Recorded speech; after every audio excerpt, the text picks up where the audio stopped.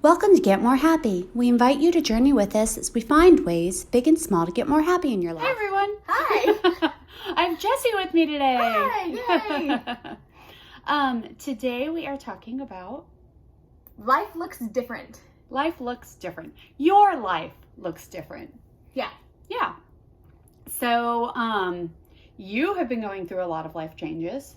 Yeah, a lot in the This last 6 months. Mm-hmm. I graduated college and then got a job, which I'm very thankful for, and A big girl job. big girl job with real people money. Then I signed a lease for an apartment. I moved downtown, so I have real people bills now, That is true too. which is both exciting and terrifying. And I entered a relationship, and I'm going into that big girl stage where it involves engagement and marriage, which is crazy and exciting and wonderful. Talking about buying a house next Oh, year, yeah. getting married next year. Yeah. You know, maybe a year or two from that, having a baby. and- Maybe 3 years, 4 years, 12 years. a little ways away. But yeah, a lot of change in the past 6 months, and then in the midst of that, it's been the pandemic. So lot of change, and life looks very different for me right now than what I thought it was going to be 6 months out of graduation. And that's really, really huge. I think that a lot of our, our confusion or feelings of fear, sometimes grieving things, has to do with our expectations Yeah.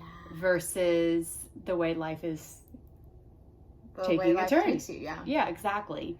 And I know with myself, right now your sister went to college and is in an Part apartment. 2. Yeah. She's a sophomore. Yeah, exactly. She is a sophomore. But so like last year we had Becca moved in August, and then we were kind of empty nest for a couple months, but then you moved back in December. That was really funny. You were like, wow, I'm an empty nester. Like, both my kids are in school. Yeah. And I said, yeah, until I come back. Yeah. And so then you came back in December. She came back in December. We had just you. We were kind of finding a rhythm. Right. And then the pandemic hit. Then Becca came home, and then you moved out, and then it was just her. It's been a lot of... It's been a lot. It's been a lot. And so I'm kind of on empty nest part 2. And For realizing... real this time. For real. Maybe Until Becca except comes back. till next summer or Christmas or whatever. Yeah. But I think that for me, even, it's that I don't know, trying to figure out the difference between my plans, what I think life is going to look like, versus what life hands to me. Right. And in your stage, and so, you and I have talked about this, and so we're going to talk to you about this. That's good, Mom. Thank you. Up until a certain point, so even in, grade school, middle school, high school, we all tend to compare with our bloopers to other people's highlight I've reels. heard that all the time. All the time. We tend to judge by social media. All of them are having fun without me. Exactly. Becca and I had that conversation this week that she just moved. And she's been seeing friends every day, and it's been amazing. But she's not seeing friends 24/7. And I think that, again, that expectation when she was seeing everybody hang out. They are spending every moment exactly. of every day Exactly. in this love fest, and people are getting They coffee. are. It's great. They're having a great time. They're spending an hour. part of every 2 day. hours. Yeah, exactly. But, yeah. So I think that we have this expectation throughout, always, through social media. Well, these people are hanging out together. That means that, they must have had this grand plan without me. I didn't get invited to that party. Happens to all the time. And I hate to say this, but as a full-fledged adult, it still happens. Yeah.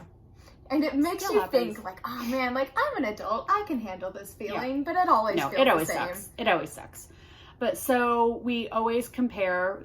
Generally, I mean, how many times have you seen people post something on social media that actually didn't happen the way they portrayed it? You know, like they take a cute picture of their meal or whatever. Yeah. Or their a cute picture with somebody that they were with for a short amount of time. Yeah. You know. So we have that up until a certain age. We have that always, honestly. Right. Not until a certain age. But for a certain time, everyone's on the same-ish path. Exactly. You have, you know, oh, I graduated elementary school. I'm going on to middle school. And as parents, it happens to us too. Oh, you're friends with your, you know, you tend to make friends with your same age group of kids, right? And so we all go through, oh my gosh, you know, my kid is going through this, or, you know, oh, now I have some freedom, or now, you know, like I'm home, you know, the choice between staying home with your kid, working, you know, all this stuff. And high school, you know, now I have a kid in high school. Even for parents, for adults, your kid going off to college, right? You know, you all kind of are doing that same thing at the same time. And I think that for you guys, that kind of follows the same path until high school. When you graduate high school, you have kind of a more of a diverging of paths. Right. You know, you have the people who go to college. Yeah. You have the people who go into a trade and actually move out and become adults then. Yeah. You know, their own bills, their own jobs, their own all that. And then, you know, like maybe military service, you know, things like that. That kind of, so you have the ones who, it's kind of like a split between ones who go to college and the ones who start their adult life, right? But still, you know, it's, we're all kind of at the same place. Yeah. And then you find that at a certain age, everything changes. Oh, yeah. And you're on your own path.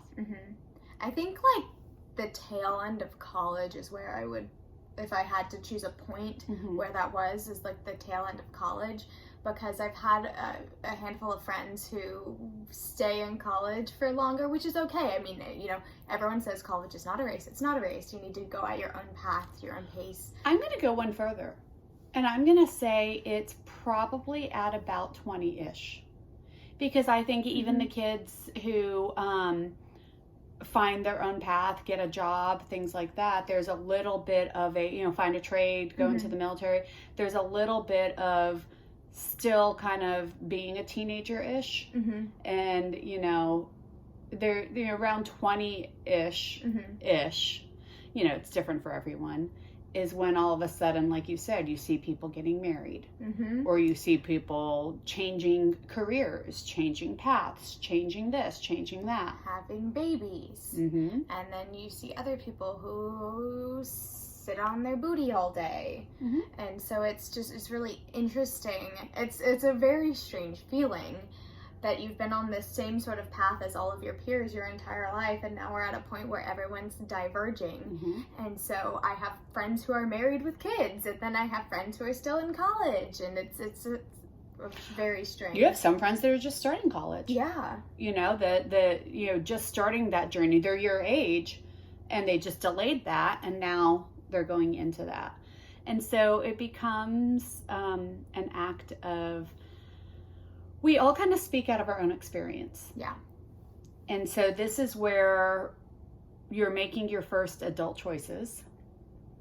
Right, I think and you're terrified. The first round of adult choices, I would say, is at 20. Yeah. Yeah. And you're terrified that you are, you know, are you making the right choice? In some cases, you know. And so we all tend to then question somebody else's choice. And I am not prepared to make that choice in my life, so how can you possibly be prepared to make that choice in your life? And you know, I hate to again say this, but this continues on through adulthood. Like, that just is, well, especially like when you start talking about big things like the career you're choosing. You know, you'll have some people who will just be terrified that you're choosing a career because they're not ready to choose a career. They're not ready to commit fully to that. They're still finding their place. Getting married, you're going to find people who are like, what do you mean you're ready to get married? You know, right? You find that buying a house, like all the, oh yeah, yeah, I'm not ready to own a house. How could you be tied into a house? How could you even make that commitment? Right, to where you want to be. Now that you've said that, I have said those words to somebody else. Exactly, right? Sadly, it happens through babies. And not only how can you be ready to have a baby, but all the choices you make around having a baby. Are you going to breastfeed or bottle feed? Are you going to stay home or work? Are you going to let the baby sleep in your bed? Are you going to cloth diapers or disposable diapers? I mean, it's like every single choice you make, there's somebody there. And somebody says, oh, I wouldn't do it that way. Or you should do it this way because. And now that you're saying all of this, it makes me think of kind of the brain set that a lot of people have been in with the pandemic on things opening and things staying closed. And, you know, we've said on this podcast a bunch of times, and we've said this in our lives a million times, that everyone follows the path that they're comfortable with the virus.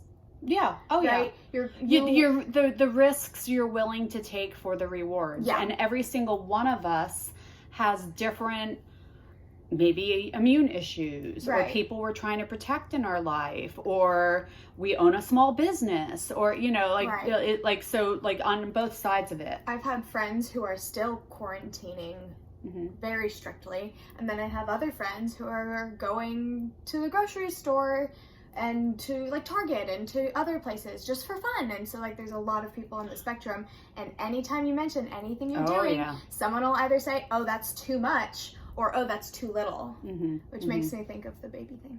Exactly. And it continues, and sadly now with social media, everything is more everything, because you're not saying it to somebody's face. And so then therefore you feel more willing to express your opinion in a accusatory way. And I have noticed that as we get more comfortable with that, we then start getting more comfortable with saying it to somebody's face too. So we've kind of lost some of the art of realizing, I mean, honestly, we're all just doing the best we can with our own experiences.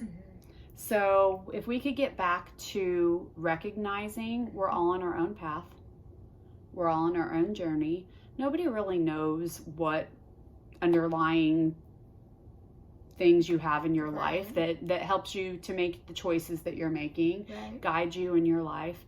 And so really and truly, let's just get back to recognizing that life is not a comparison. Right. What's happening in my life, it can be completely different than what's happening in somebody else's life, and that doesn't mean it's of lesser or more importance value. Or that trust that people are making the best decision they can, and that you are making the best decision you can. And as we talked about last week, you can, you know, reach out to your core people for advice, but you don't always have to take it too. Yeah. All right. Well, have a great weekend or day or whatever I don't know. Time it is. Bye.